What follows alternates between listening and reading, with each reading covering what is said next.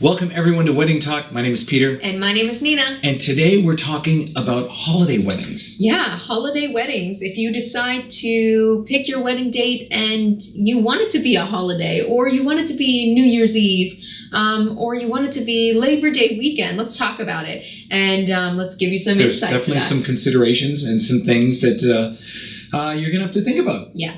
One of the good things is most of the time then you'll get a really good guest count, because a lot of the times, people are off work. They don't have to take off work if they have to travel to come and see you. So a lot of the times people will make the time. I find you'll get a lot of good replies just because of the fact that they may have off on a Friday or a Monday. It's true. And everybody loves the festive time of a holiday.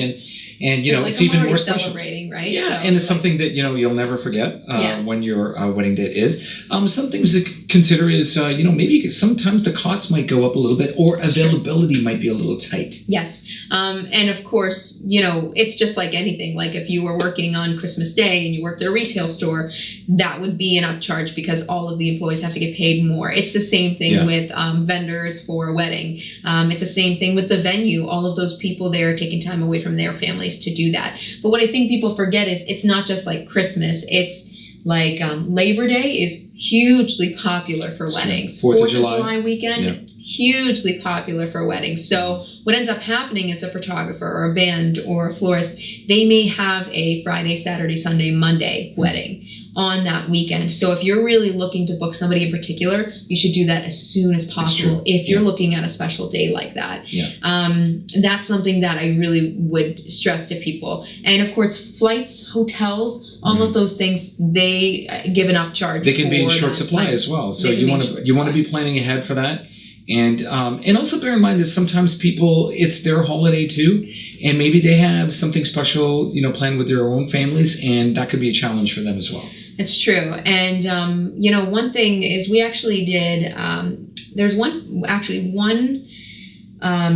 holiday that's not very popular, I find, to get married on, which is Halloween. I think you can say Festivus. No. It's Halloween. I find that people don't typically, unless they're doing like a Halloween theme, get married on it. But what I will say is we did have one couple. Halloween fell on a Saturday, and they booked us to do their Halloween wedding. And I said, I just want to know, is it Halloween themed? Because you have to ask that question, right? And they said, absolutely not. But what they ended up doing, which was a really nice touch, was they had no bits of Halloween except for one table. They had a table of candy, and instead of doing like a cookie table, they did a candy table. And so any kids that were there kind of had that experience, right? And at the end of the night, it was like the last hour, they brought out these little masquerade masks. So it was a lot classier than like wolf masks and Frankenstein and stuff like that. It wasn't the Halloween you'd think of. And nobody was doing trick-or-treating or anything. Yeah, it wasn't like that, but it added in that element without being so cheesy. I think that's why people don't pick that particular day or some day like that.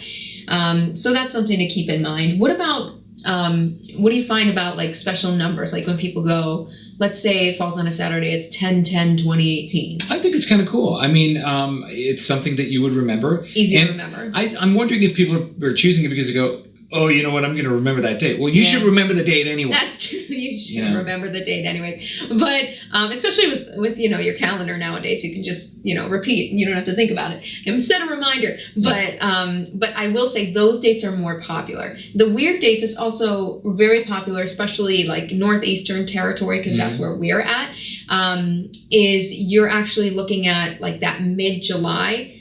This year in 2017, July 15th fell on a Saturday. And we had multiple weddings and multiple inquiries after that that we couldn't book because everybody wanted that date. It was, kind of winding down summer before everybody got back into the swing of the school year. Be mindful of some of those dates. And as Nina mentioned, you want to book your vendors a lot earlier than you would if it wasn't a special day. And those are some of the considerations that you want to take away from this. So let's recap a little bit about, holiday weddings. That's right. Keep in mind that flights, hotels, people that are traveling. If it's a holiday, think about their position. If they're going to be able to come and make it, the flights may be more expensive, hotels may be more expensive, and there may be an upcharge with every vendor that you talk to. Right.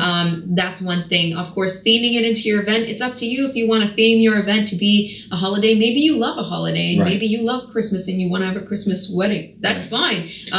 It's just you may pay a little bit more for all your vendors for and that. Just keep in mind of some of the special dates as well. Yeah.